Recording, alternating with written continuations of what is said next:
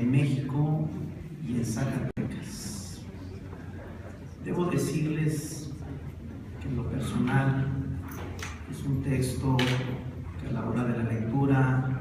me llevó a una serie de reflexiones y en los que con agrado pude darme cuenta de que mantenemos en la razón, y hablo porque yo soy partidario de una lucha social que pretende dar origen a un nuevo orden social, a un nuevo orden político, a un nuevo orden económico. Y esta lectura me permitió ver con estadística, con números, con datos históricos, con reflexiones de académicos, que no estamos equivocados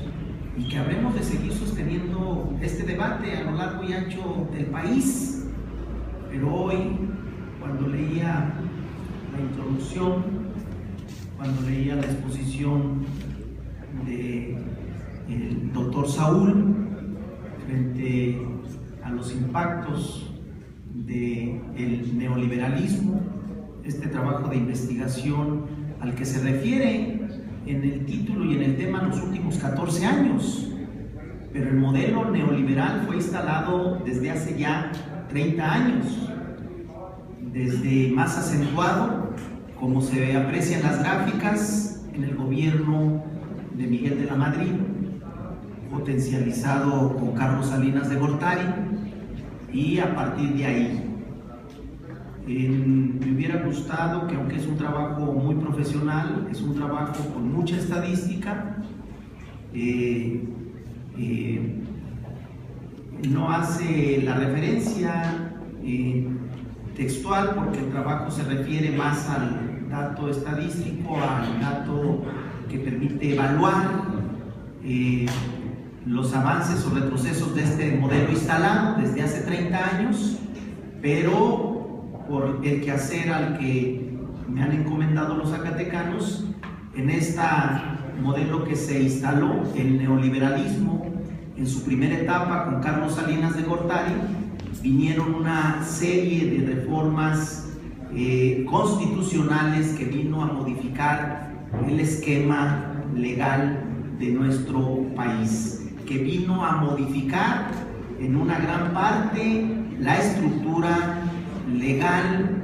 de los diferentes sectores productivos, de los diferentes sectores poblacionales, lo que ha traído como consecuencia lo que aquí atinadamente nos narra cada uno de los investigadores. Y cuando veíamos en la lectura cosas que los zacatecanos no desconocemos, pero que hoy, con un dato estadístico, con un dato de investigación, nos ubica nuevamente en la realidad de la injusticia y de la falta de correspondencia de la Federación, no solamente del resultado de este modelo que se ha instalado en nuestro país, sino de la falta de compromiso. En uno de sus apartados nos lleva a la historia, a la posrevolución de aquel movimiento de 1910 y antes, donde Zacatecas contribuye prácticamente con 100,000, cerca de los 100,000 muertos en ese movimiento armado, y en el que en una gráfica nos muestra cómo el despoblamiento después del movimiento armado de 1910, en donde teníamos una población de más de 477,000 habitantes, y después de este movimiento, en 1920 teníamos apenas 370 y tantos mil habitantes, casi 100,000 menos que el propio autor refiere. Muchos de ellos fue su contribución a la patria. Y también nos menciona de esa falta de contribución, porque en la misma lectura te va relatando cómo en el tema de minería prácticamente no fue el propio movimiento armado la causa de la decadencia minera o de la falta de crecimiento en esos años de antes y después de la revolución. Fueron